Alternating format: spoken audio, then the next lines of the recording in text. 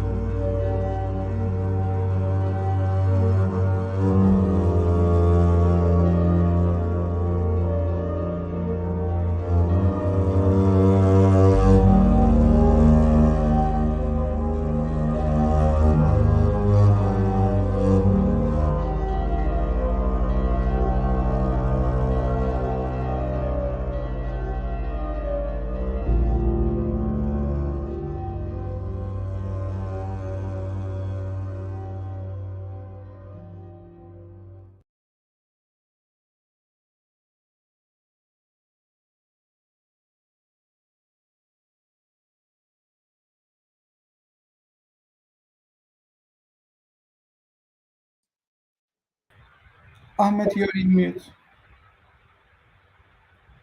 Sorry. Good morning, good afternoon, or good evening, depending on where you are watching us right now. Today, we have gathered with our distinguished guest to show our solidarity and to discuss what can be done to bind up the wounds left behind the devastating earthquake. Before introducing myself and the distinguished guest, I would like to express my deep sadness and sincere condolences to the families who lost their loved ones in Turkey and Syria. I am Ahmet Kalkan, a veteran of Turkish Navy in exile living in the United States, and we are going to moderate this conversation together with my friend Serkan Bakışkan from Germany.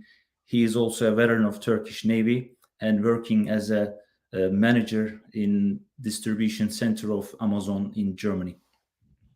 And if you don't mind, I would like to briefly introduce the distinguished guest, starting from Jen Peterson. She is an attorney specialized on immigration law and has been recognized by the Washington Post as one of 7 leading lawyers in Washington, D.C. And she recently joined the board of directors for the Blue Tulip Human Rights Center. We are having Melissa Page Doge with us today as well, and she is a credentialed personal development coach and licensed speech language pathologist. She is also a board member of Blue Tulip Human Rights Center. Arzu Küçükkaya will be with us as well, and she has been healthcare professional and a wife of Navy veteran and a mother of 3 children. She is currently studying to get her degree in the United States, and she is also a member of Blue Tulip Human Rights Center. Mahmut Bilgen is another veteran of Turkish Air Forces and now working as a software engineer in eBay. He is also founding and current member of Blue Tulip Human Rights Center. Cihan Aydıner, he is an assistant professor and program chair of Homeland Security at Embry-Riddle Aeronautical University. His recent study is on the integration progress of highly educated Turks into the United States. Cihan Dindar is another veteran of Turkish Air Forces, and now he is a software engineer in the United States. He is also a member of Blue Tulip Human Rights Center. Mustafa Kirişçi will also be with us, and he is also a veteran of Turkish Army, and he is an assistant professor studying on Homeland Security in DeSales University. And having said that and introducing the guest, I would like to start with Melissa. After hear about the earthquake. I would ask regarding taking into consideration your proficiency, what was your first impression, feelings, and thoughts regarding the earthquake? And what should be the immediate actions need to be taken, especially for the kids that have experienced the earthquake, since they might shocked and may have learning and speaking difficulties? My immediate reaction was just horror at the devastation. And as the newsreels continued, I was just the magnitude of this loss is almost beyond the ability to comprehend. It's like whole cities have been devastated almost, as far as the number of people. Um, for the children and their families, typically when we're working with children, we're working with families, and the trauma they've endured is, of course, unexpected and devastating. It's loss of life, loss of family members, loss of entire support systems. And the always, if you think of Maslow's hierarchy of needs, you want to take care of physical needs and provide a sense of safety, and which is very difficult right now given the lack of enough support to help people feel safe. So I think when there's trauma that leads to mutism, where people have trouble speaking, it's just a long process to try to restore a sense of safety and a sense of normalcy to life again, and a sense of agency, I guess, to start to feel confident in your ability to cope with difficulty. So I'd say some of it's just returning the basics and trying to find safety and shelter and a sense of rhythm, that there's something that you can expect hour to hour that you can count on, like your meals or your family members or your whatever your support system is. Thank you so much, Melissa, for sharing your thoughts and underlining the needs that has to be taken immediately. If I would like to proceed with Jen Peterson to hear about her feelings after the earthquake, and also I want to ask her what would be the best way to keep the support going on, since it looks like the rehabilitation of the people, especially the children over there and the region itself, would take long time. What would be your suggestion? Thank you, Amit. And thank you all for listening in today. Um, I'm going to talk about how we can help get people to safety who are there and what the United States government can and should do. So, of course, my response was a sense of deep sadness and horror at the loss of life. I believe the count now is 1 million people displaced. So we're talking now about helping displaced. Um, and we have about, 46,000 dead. So what can we do? Well, first I'll talk about what we as individuals do. Everyone wants to help to do something. And very often we're lost at where do we go? What do we do? How do we do it? Who do we find? So the first thing is donating money to reputable charitable organizations. You want to check out the organization before you donate. There are lots of great ones out there, and that's what you as a person can do. The next thing you can do is contact your congressmen and senators in the United States to make them aware of the situation and of your personal concern. The second thing is, on a group level, the Turkish community should unite and demand that Congress take action to help the situation. There is a Turkish American caucus of Congress that has about 100 members. So it's an interest caucus. And the co-chairman of the Turkish caucus is Congressman Jerry Connolly, who represents much of Fairfax County. I would suggest that there be a delegation come to Congress and focus on the members of that caucus as well as your own congressmen and senators, and pay them a visit as a group effort. but also suggest asking Congressman Connolly to hold a town meeting, a listening session to hear firsthand about all the suffering of the Turkish Americans in the area. That will do some good, and what could come out of that is momentum to get the relief, which are my next suggestions. Okay, so there are a number of ways to help without any legislation, just some administrative tweaks. I'm sure that all my friends at DHS listening are going to say just some tweaks. Well, you know, they're overwhelmed with Afghans, Ukrainians, Venezuelans, and now we've put Turks on their desk for equal consideration. So for people in the United States, we should propose that they designate Turkey for temporary protected status. It's commonly known as TPS. Many countries have that, and more are being designated every day. So that's a designation by the Attorney General. And what TPS does is what its name suggests, temporary protected status for a designated period of time, 18 months, 2 years, and the right to have work permission. You're allowed to go from being in an unlawful status to TPS status, and you're allowed to go to add to a legal status TPS. So it's always worth getting, and I would suggest that we pressure them for that. I think now's an opportune time. They just designated several more countries, some of whom have undergone forces of devastation at the hands of nature. Okay, so that's one remedy for those of you in the United States. Second one I would suggest is that USCIS expedite the asylum processing for all Turkish citizens who have relatives in the impacted area of Turkey who would be eligible to immediately come to the United States if the principal applicant in the US were granted asylum.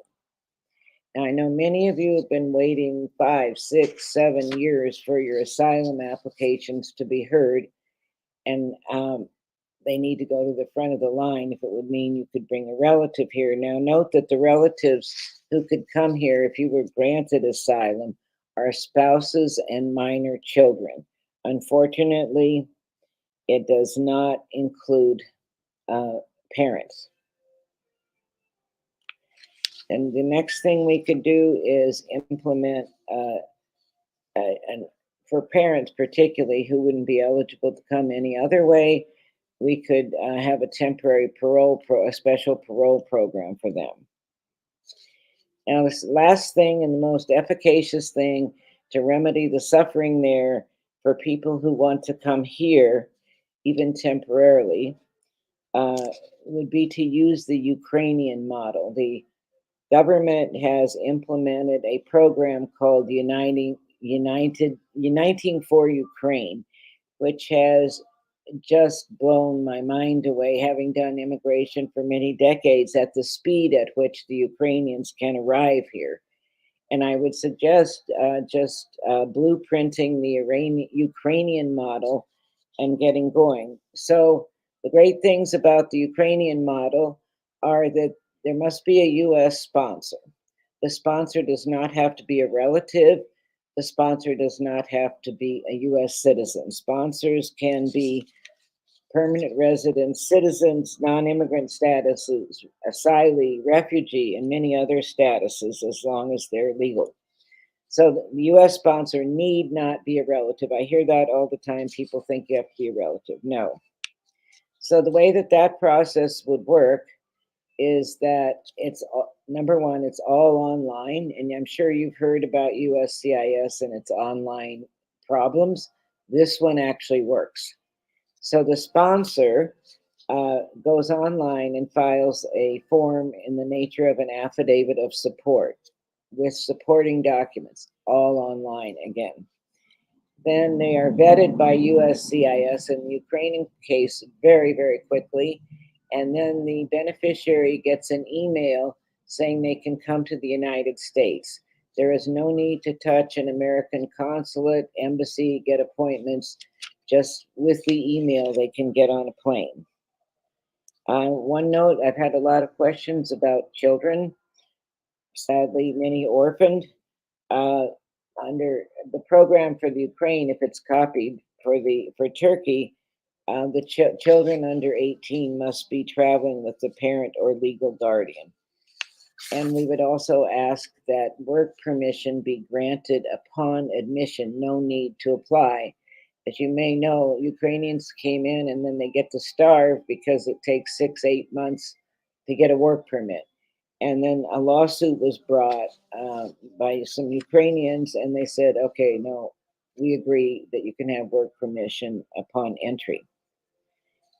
Again, for those still in Turkey, if you have relatives who are in a green card queue or who could be in a green card queue, they can expedite those. For example, for the first instance, if you've never filed any papers and you are a permanent resident or a citizen, an expedited process could be implemented to bring, in the case of a citizen, you can bring a parent, spouse, or minor child. In the case of a permanent resident, you can bring a spouse or a minor child. There are other family-based and employment immigrants who have been delayed in getting visas because of the pandemic, from which the government is just climbing out. So if the people from the impacted areas could be identified, and they can be, you just set up an email, say, I'm from this area of Turkey, I'm impacted, and expedite the processing of those cases. So those are some starters that we could work on and have a goal. It's key that everybody be united. Reach out to the Turkish American Caucus in Congress and set up in your areas. I guess we have people from all over, but in your local areas, make yourselves known.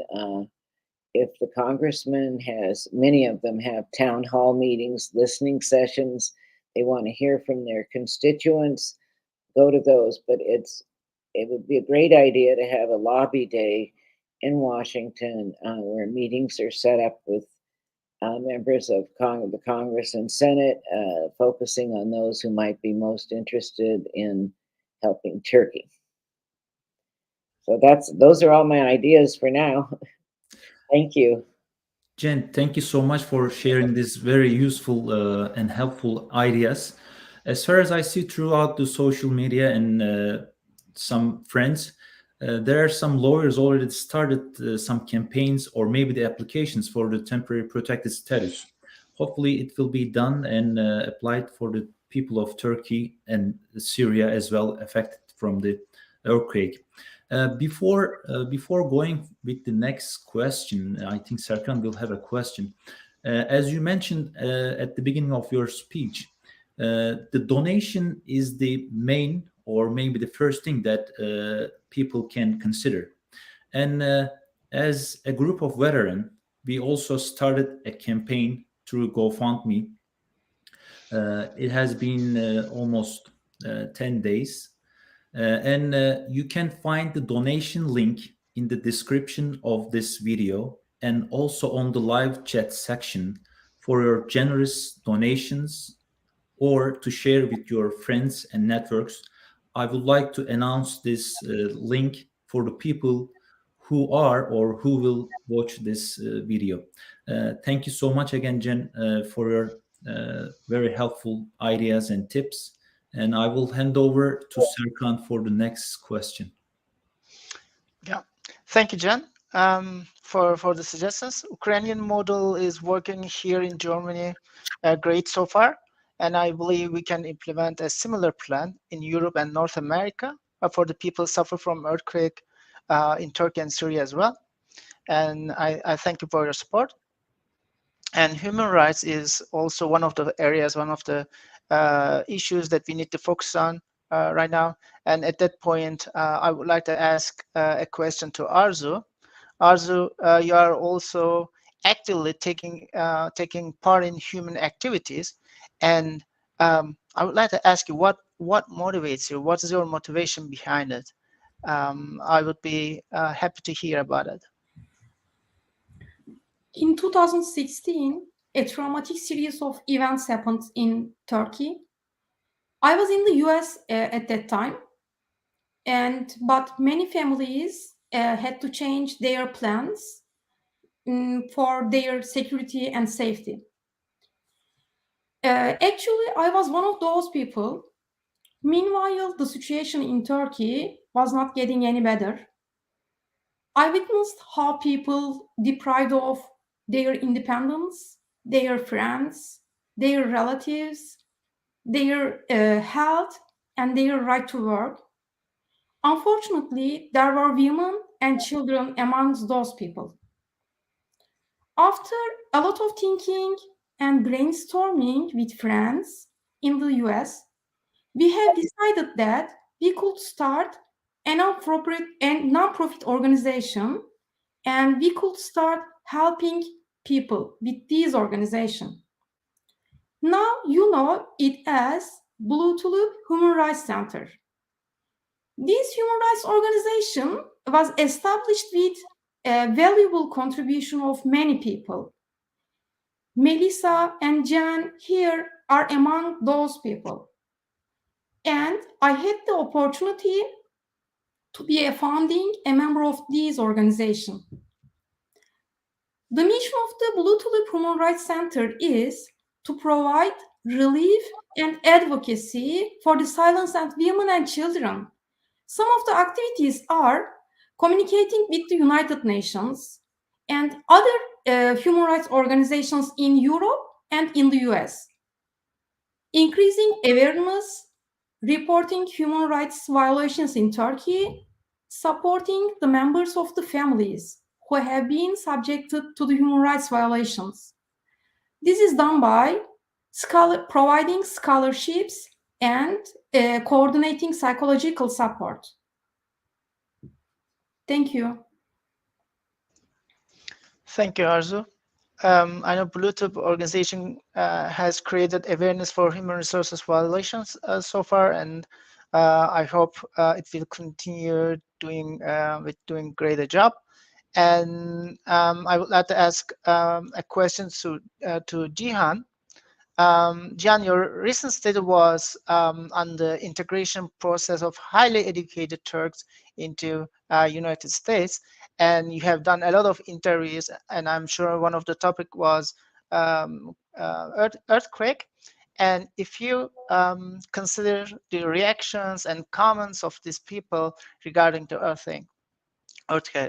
earthquake, what would be the common points that you would like to share with us? Thank you, Serkan. As you all know, we have interviewed with the highly educated people in the United States, and most of them have been affected from the coup like events in 2016. These people had all process of integration, and it was more harder for them because they first had to have accreditation in their fields, and then they had to involve in the life in the United States. And it was a long and hard process for those individuals. But I can state this explicitly. All these individuals' hearts and thoughts were with the people in their homeland in Turkey. In this during disaster and even before the disaster, they started to search for ways how to help because these people can have a reactionary way to their homeland, and it's the expectation in the literature. But it was not the case for Turkish interviewees. We had research with my colleague Aaron Ryder from Jacksonville State University. We found that these individuals always thought about their homeland, always find ways to have connection, help, and do as well as much as they can before these events happen about the catastrophic, disaster. And even after disaster, they started to search for ways and started to help those victims, and their hearts and thoughts were always with those people. Thank you, Jian. I know it's not easy to start from scratch, and the people migrated from Turkey have done a great job so far, and they have even started to help the people in Turkey. I think Ahmed has a question for Mustafa. Jihan, thank you so much again for sharing the common points with your study. And before going with Mustafa, I would like to announce one more time the campaign, the donation link. And till now, the total amount of $18,405 has been collected to be sent to people affected from the earthquake. And having said that, I would like to ask Mustafa, as he's studying on that kind of topics. Mustafa, what are the existing mechanisms in the United Nations in response to natural disasters, and how did they respond to this earthquake? Can you hear me now better? Yeah. All right. So United Nations has an office for coordination of humanitarian affairs, I think. So that in that office, so they coordinate with local as well as state. Other non-governmental organizations to provide and deliver aid, logistical aid or funding to countries and people who are affected by natural disasters. So the way United Nations organizes and works in natural disasters is that they first determine needs assessment. So the needs assessment is necessary in order to determine the severity and the scale of the natural disasters. And after determining the needs assessment, so their response will be guided by that. And then they will start coordinating with local as well as larger non-governmental organizations in order to deliver the aid. So that was basically how the United Nations works in natural disasters. And this framework has been largely modified after 2004 tsunami in Indonesia. So they actually further improved this framework. In terms of their response to earthquakes in Turkey as well as in Syria, we can say that they had a greater opportunity and flexibility in delivering the aid to Turkey, but we can say they almost failed to deliver aid to northern Syria. But it may not be fair to blame just United Nations because of this failure, because there are some other political landscape issues in regard to failure in delivering the aid. For example, Syria government, Assad government is preventing the entry of the aid workers through rebel-held territories. The earthquake actually mostly happened in rebel-held territories. So government only allows aid workers to cross-border through government-controlled territories.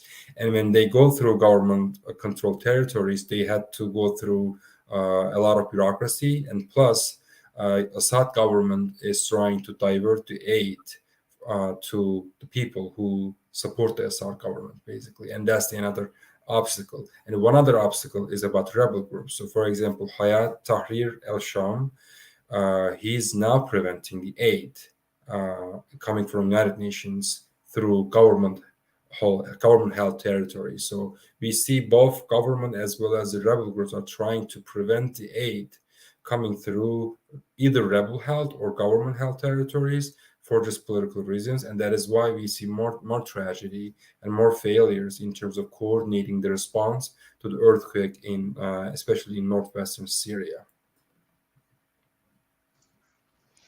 Thank you, Mustafa. Coordination and timely action is very important. And at that point, I want to ask a question to Jian. Jian, taking into account your background in air forces, what would be the first measures to be taken right after the earthquake and on the following days? And can you also elaborate your thoughts regarding to measures, actions, and operations conducted in Turkey after the earthquake? Yeah, sure. Thank you for having me. As many of the friends here, I went through different emotions throughout this last 2 weeks. As an Air Force veteran, we have been taught many different skills in terms of crisis, in terms of emergency, how to take initiatives. But unfortunately, we didn't see many of these things happening in Turkey.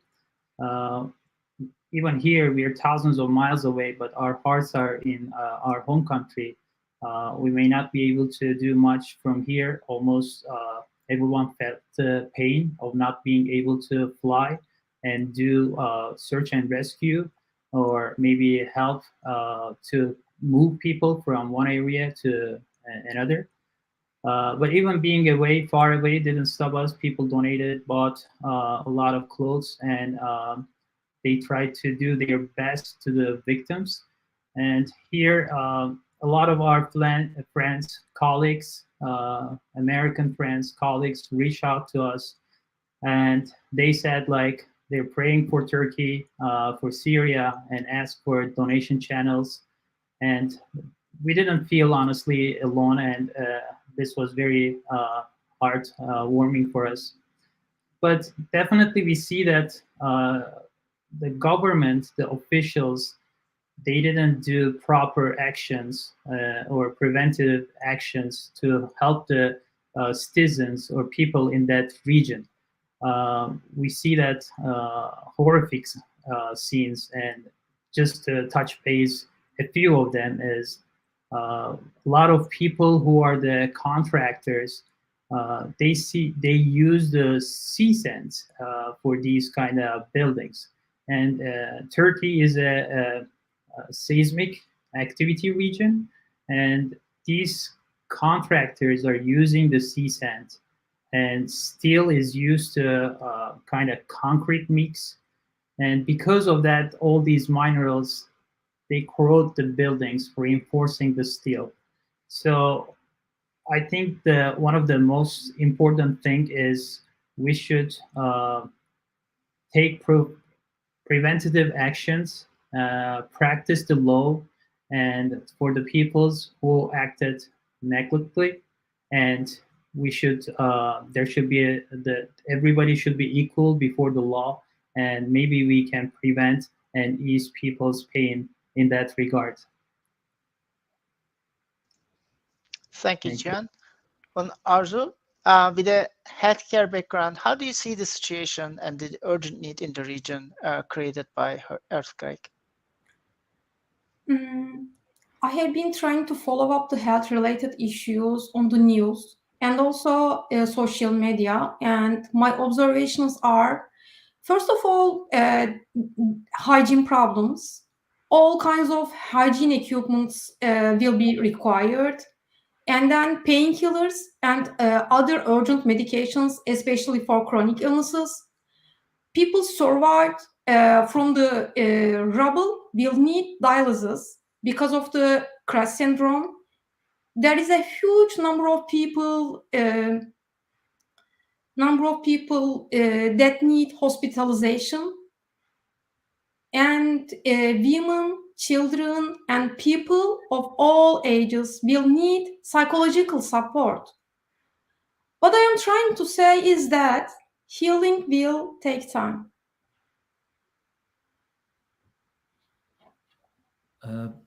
Arzu, thank you so much for your advices and the observations regarding your background as well.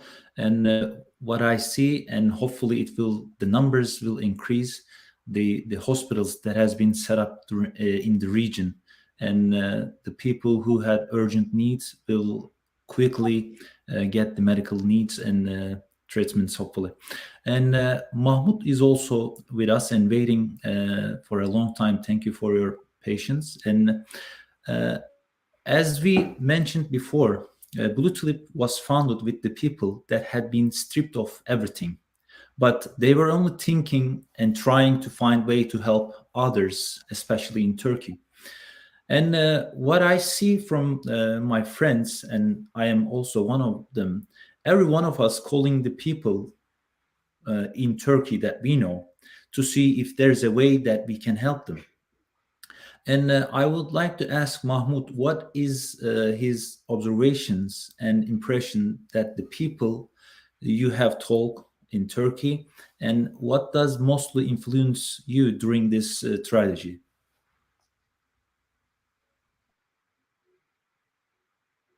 Your mic.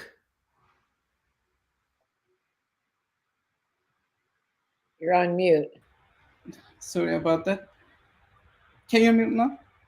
Yeah, that's good. Okay. Thank you, Ahmed. First of all, I would like to express my deep sadness and sincere condolence to the families who lost their loved ones in the devastating earthquake that struck Turkey and Syria. I also want to thank you, our American friends in here, Melissa and Jane, and also American citizens who are helping us in these hard days. As you know, in 2016, there have been very sad events happened.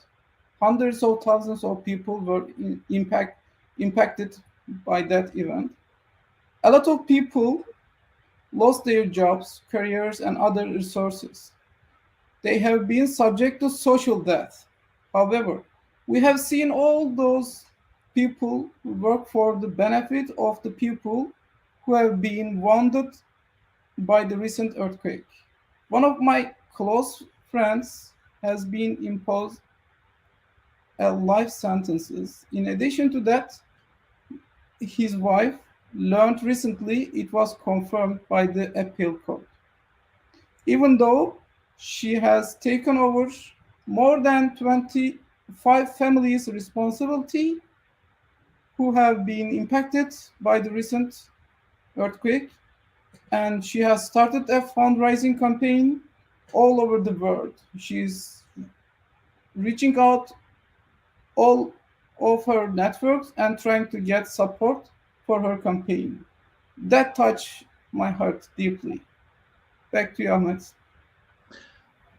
Mahmoud, thank you so much. We are proceeding the end of our conversation. And before asking for your last thoughts or sentences, I would like to ask one more question to Melissa. She might remember the interview that we had done almost 8 months ago. And during that interview, she said that she heard never one word of complaint for the people who have been dismissed and stripped of everything after July 15. And she also said they were just trying to educate the one left in Turkey. And those people are still here. And they have now better living and financial conditions. We can say they have a better life here right now. What do you see any changes in on their way of thinking or their manner towards the people in Turkey? Thank you, Ahmet. I have seen no change whatsoever. What I know about my friends here who are living in my country because they're no longer able to live in their own country is that their anguish and their commitment and passion for their country people in Turkey has never diminished. It's only stayed strong. It's stayed unwavering. The only way it's changed is in trying to figure out better and more effective ways to help people in Turkey.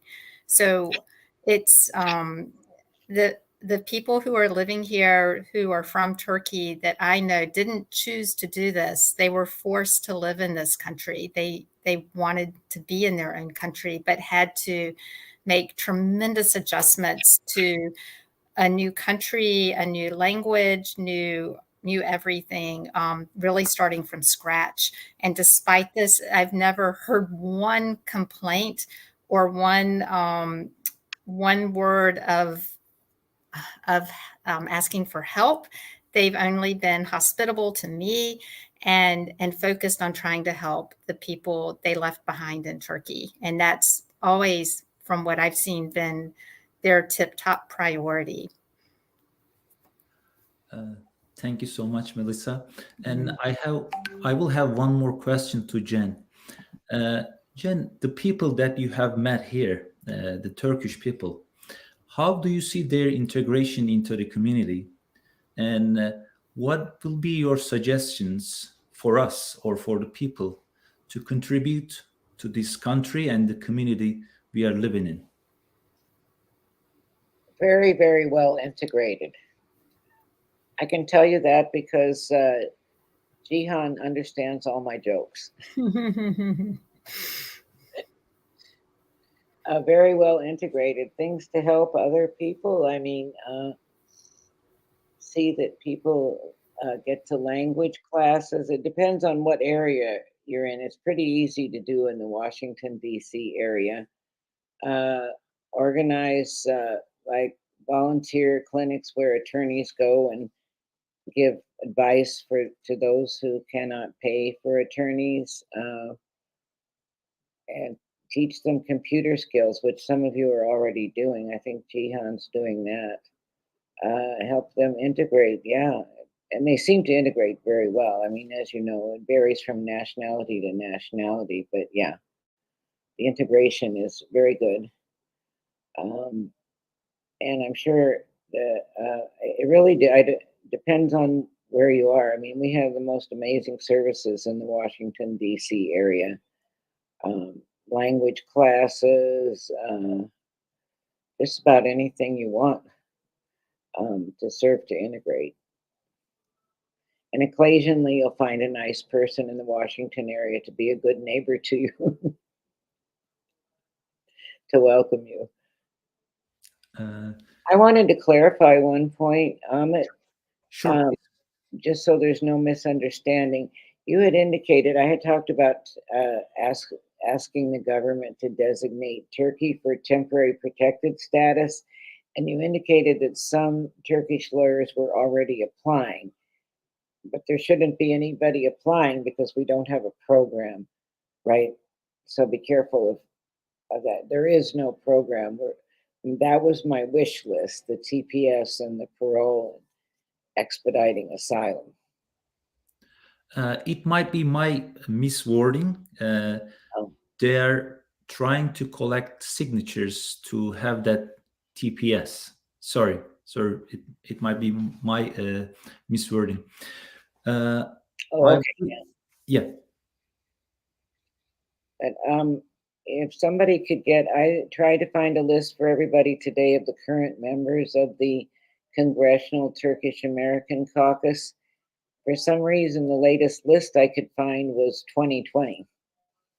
So that list is changed, but Jerry Connolly is the co-chair, and he's a Democrat. So he's very approachable, very helpful. So approaching him would be good. I don't know who the other co-chairman is. It should be a Republican. I think it's somebody from Ohio. Anybody from Ohio in the group? Not at the moment, but we have friends in Ohio. But your points that mentioned in the beginning of this conversation will be definitely on the agenda of Blue Tulip. So we will try to get in touch with the people that you have mentioned quickly as soon as possible. And hopefully we will get some positive responses. I believe it is a good time to wrap up. And I would ask for the last thoughts and sentences for all participants. And I will leave the floor lastly to Jen, and I want to start from my screen from left to right. Mahmoud, would you like to share your last thoughts and sentences with us? I hope we can get what we want in this session, and we can help to our wounded peoples in the Turkey. I believe a lot of generous people in here, they can donate and support this effort. Thank you all people who attend this session and supporting this fundraising. Really appreciate it. Thank you again. Back to you. Thank you for your contribution. And Cihan Aydıner, sorry. We have two Cihans. Our prayers and our thoughts, hearts with Turkey as always. So I appreciate your support and organizing this event, and we will continue to do what can we do in the future. Actually, in the process, there are many things and many lessons to be learned, and unfortunately, they've not learned yet. So these are the other things, but I don't think it's the topic of this session. Now we focused more on recovery and resilience, and I believe it's more important now. But after that, we should take lessons. Thank you so much again for your participation and contributions. Mustafa? Thank you again, sir, for organizing such a helpful event. Also, thank you for Jen and Melissa for sharing such insightful opinions. What I would say, so my home city is directly impacted by the earthquake. So my auntie's daughter was saved like after 8 days, but she lost her 3 kids. So we know that, the earthquake was very strong, but we also know that there is a significant neglect. So I'm hoping that in the future, we know that the earthquakes will happen anyway because of the location of Turkey. But I hope in the future, the Turkey will suffer much less than this disaster. And hopefully people will take, and government will take necessary lessons from this. Thank you so much, Mustafa. Cihan Dindar? Yeah, I'm also very sorry what people are going through, but people should know that we are here for them and we are trying our best to help them. We definitely cannot imagine what they're feeling right now or they're going through, but they are not alone. We are here with our organizations trying to help those affected by this disaster. I think people should continue taking care of themselves, even though they went through this tremendous horrific incident, both physically and emotionally. And it's definitely okay to feel overwhelmed, and they should take time to self-care. And I think as Turkey is still a developing country, but there's still so much that we should take into consideration. As I mentioned before, there should be definitely more observation on the strengthening the buildings and infrastructure, and maybe more public education, and definitely believe in the continued scientific research and more emergency preparedness. I think if we start doing those, we will be definitely in the future will very less affected by these kind of natural incidents. Thank you. Thank you so much, Cihan, for one more time. And we can continue with Arzu, please. Firstly, I want to thank you for the contributions and supporting to the Bulutudu Human Rights Center and these organizations, for Melissa and Jane and all other guests. And also thank you so much for the donations who are supporting to the all survivors. And also, I'm so sorry, and I want to send my condolences to the people who lost their loved ones in Turkey. Thank you for having me in this program. Thank you. Arzu, thank you so much for sharing your background experience and the contributions to this conversation. Melissa, can we have your last sentences, last words? Yes. First of all, it's a tremendous honor for me to be a part of Blue Tulip Human Rights Center and to count all of you as my friends. As we look at the tragedy in Turkey and Syria right now, it's so easy to feel overwhelmed and helpless in the face of how can I help. And I just made my contribution on your GoFundMe site, and it couldn't have been easier. It was gofundme.com. And then I just looked up Bind the Wounds, and it immediately came up. And you can do something. And if you're in the position to be watching this and you care about Turkey, I would say do it right now. It takes seconds and it has a huge impact. I hope that we can continue to be one human family that support and love each other and bring out the best in each other. So I applaud all of you who coordinated this, and thank you for all of your efforts. Thank you so much again for your participation, contribution, and promotion of this donation campaign. And I would like to ask Jen for the last words. Thank you, Ahmed. I'm so honored to be with all of you today and to share my thoughts and hopefully some insights on immigration policies which can help out during this horrible tragedy. And the people of Turkey should know that there are thousands and thousands of people in the United States working to help them, donating what they can donate and praying and thinking about them. And it takes a whole village, and we're part of that village. And I'm so proud to be part of Blue Tulip. God bless you all. Thank you so much again, both for participating to this conversation and joining to Blue Tulip. If I may have some words as a close-up, philanthropy is not unique to a nation or a group of people. Right. But I saw throughout the years I spent in Belgium and the United States, if someone is in need and it's real, when you touch people's hearts, they are always ready and eager to help. Having said that, I would kindly ask to philanthropic people all around the world to donate if they can, or share the donation link within your network. And please do not forget the people who has been hit by the earthquake, both in Turkiye and Syria.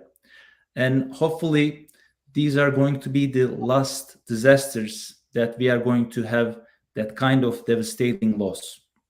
And thank you all for your time, your patience, and contributions to this conversation and campaign. And hope to see you in the near future with a nice and better news and better conversations.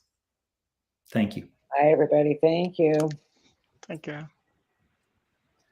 Seni sevdim, iddia dünyalara bildirdim. Ben seni sevdim, iddia dünyalara bildirdim.